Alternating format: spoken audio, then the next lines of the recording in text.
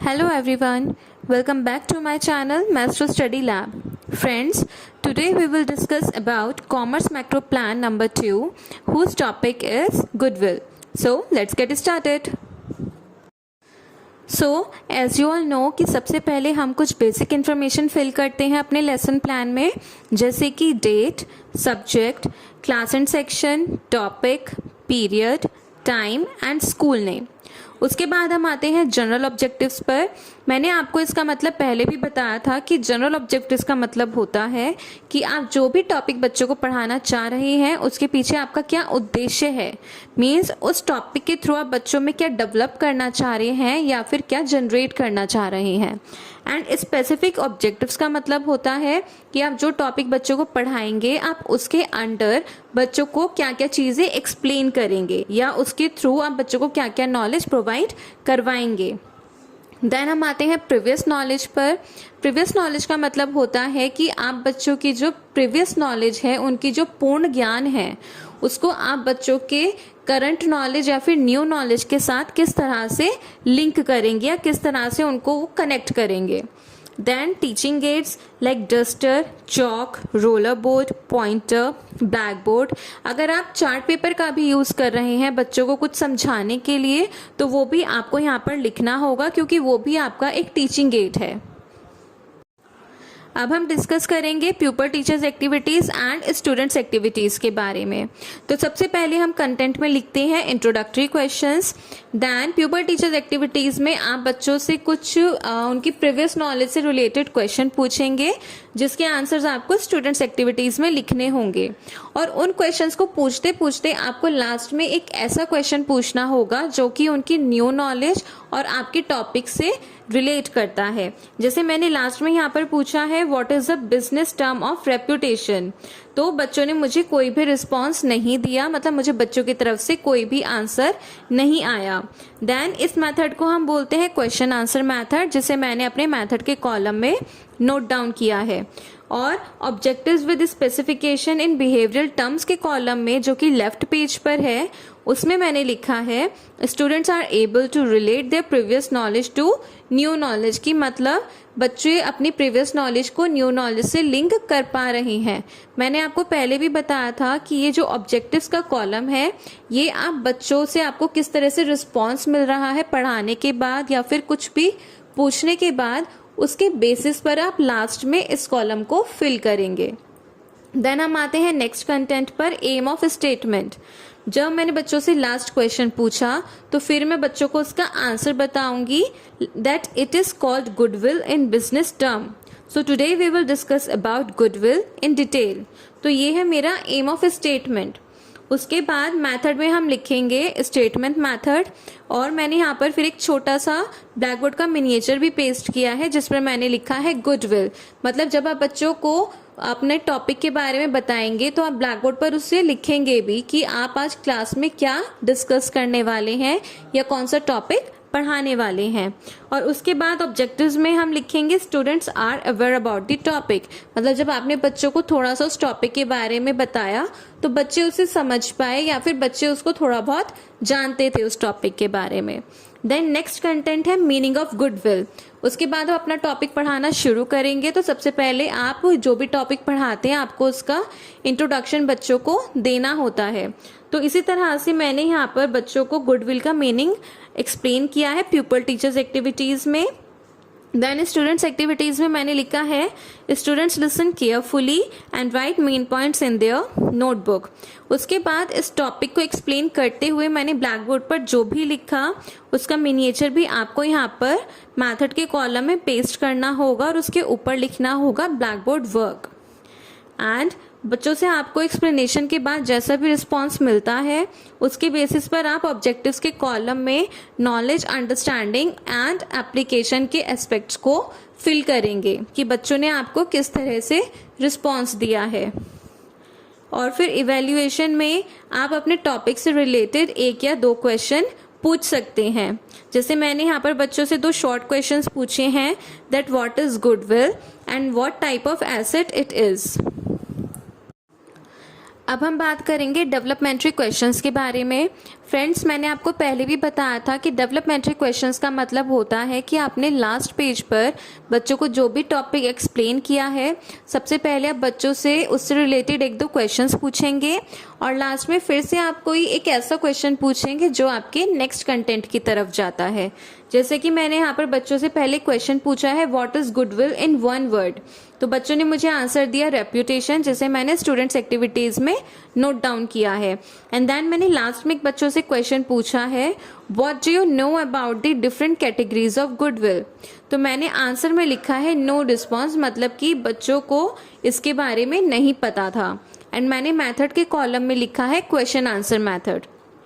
Then मैंने next content में लिखा है कैटेगरीज ऑफ गुडविल, मतलब कि जो मेरा नेक्स्ट कंटेंट है, जो मैं नेक्स्ट टॉपिक बच्चों को पढ़ाने वाली हूँ गुडविल से रिलेटेड, वो है कैटेगरीज ऑफ गुडविल।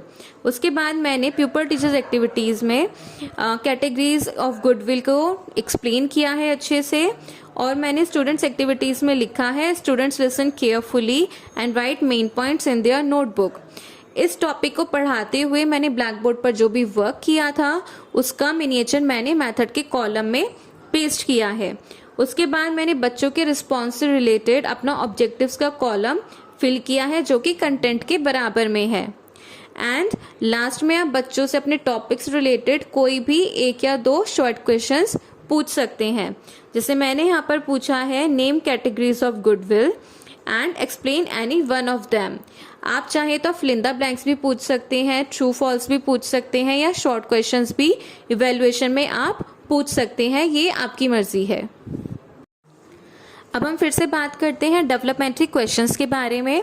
तो जैसे कि मैंने लास्ट में अपना टॉपिक एक्सप्लेन किया था कैटेगरीज ऑफ गुडविल, उससे रिलेटेड मैंने यहाँ पर प्यूपर टीचर्स एक्टिविटीज़ में बच्चों से एक दो क्वेश्चंस पूछे हैं। एंड लास्ट में मैंने बच्चों से पूछा है can you tell some factors that affect goodwill. तो मुझे बच्चों की तरफ से कोई भी रिस्पांस नहीं मिला, इसलिए मैंने स्टूडेंट्स एक्टिविटीज़ के आंसर में लिखा है नो रिस्पांस एंड मेथड में लिखा है क्वेश्चन आंसर मेथड। उसके बाद हम अपने नेक्स्ट टॉपिक पर आते हैं फैक्टर्स अफेक्टिंग गुडविल। जो मैंने बच्चों से क्वेश्चन पूछा था उसे अब मैं यहाँ पर एक्सप्लेन करूँगी। तो उसके बाद मैंने प्यूपल टीचर्स एक्टिविटीज़ में फैक्टर्स को एक्सप्लेन किया है। एंड बच्चों स्टूडेंट्स एक्टिविटीज़ में लिखा है students listen carefully and right main points in their notebook. And method में हम लिखेंगे explanation method and black board work, कि आपने ब्लैक बोर्ड पर जो भी काम किया है अपने टॉपिक को एक्सप्लेन करने के लिए, उसका मिनिएचर आप यहाँ पर मेथड के कॉलम में पेस्ट करेंगे।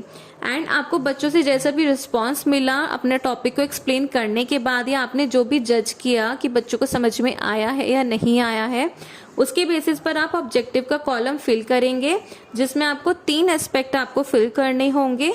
के means knowledge, you means understanding and A means application. ये मैंने आपको पहले की वीडियोस में भी एक्सप्लेन किया हुआ है। देन हम आते हैं नेक्स्ट कंटेंट पर, ब्लैक बोर्ड समरी। जब आपकी क्लास खत्म होने वाली होती है तो लास्ट में आपको बच्चों को एक ब्लैक बोर्ड समरी बतानी होती है कि आज आपने बच्चों को क्लास में क्या क्या पढ़ाया है। तो सबसे पहले आप प्यूपल टीचर्स एक्टिविटीज़ में लिखेंगे pupil teacher write summary on black board. उसके बाद स्टूडेंट्स एक्टिविटीज़ में आप लिखेंगे students write summary from black board in their notebook. फिर आपने ब्लैक बोर्ड पर जो भी समरी लिखी है उसका मिनिएचर आपको मेथड के कॉलम में यहाँ पर पेस्ट करना होगा, जैसे कि मैंने यहाँ पर पेस्ट किया है, जिसमें मैंने लिखा है meaning of goodwill, categories of goodwill and factors of goodwill. मतलब कि आज की क्लास में मैंने बच्चों को ये 3 टॉपिक एक्सप्लेन किए हैं जिन्हें मैंने समराइज किया है।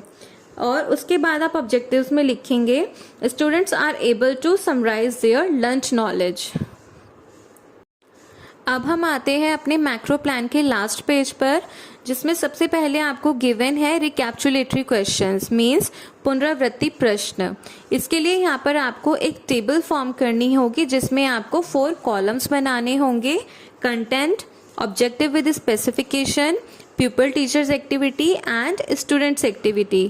कंटेंट में हम लिखेंगे रिकैप्चुलेटरी क्वेश्चंस, ऑब्जेक्टिव में हम लिखेंगे students are able to recapitulate their learned knowledge, मतलब कि बच्चों ने क्लास में जो भी पढ़ा बच्चे उसे रिकैप्चुलेट कर पा रहे हैं, उसे रिवाइज कर पा रहे हैं।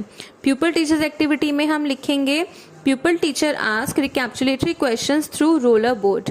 जब भी आप मैक्रो टीचिंग के लिए किसी भी स्कूल में जाएंगे तो आपको अपने साथ एक वहाँ पर रोलर बोर्ड लेकर जाना होता है, जिसमें आपको पहले से ही कुछ रिकैप्चुलेटरी क्वेश्चंस लिखकर रखने होते हैं। स्टूडेंट्स एक्टिविटी में हम लिखेंगे students are able to give answers of the questions. उसके बाद आप यहाँ पर देखेंगे कि मैंने नीचे एक रोलर बोर्ड का मिनिएचर पेस्ट किया है और बराबर में उसके आंसर्स भी लिखे हैं जो कि बच्चों ने मुझे दिए थे। अब हम आते हैं लास्ट टॉपिक पर, जो है होम असाइनमेंट। जब भी आपकी क्लास खत्म होने वाली होती है तो आप बच्चों को लास्ट में होमवर्क प्रोवाइड कराते हैं। इसके लिए भी यहाँ पर आपको एक टेबल फॉर्म करनी होगी जैसे कि हमने ऊपर की थी।